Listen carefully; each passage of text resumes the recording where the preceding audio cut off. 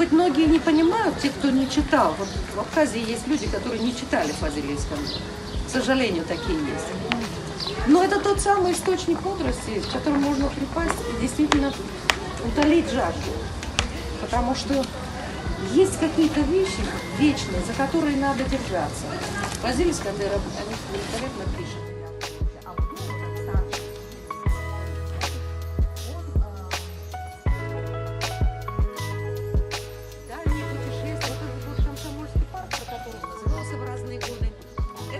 Абхазия чудесна, Сухум великолепен.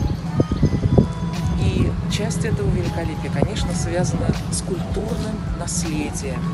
Хорошо, что эти памятники сохраняются, и я думаю, что это привлечет больше людей, не только связанных с филологией, но и вообще интересующихся культурой. Это, безусловно, классика абхазской литературы, и его произведения интересны не только с филологической точки зрения, они написаны великолепно, они интересны как памятник этнокультуры.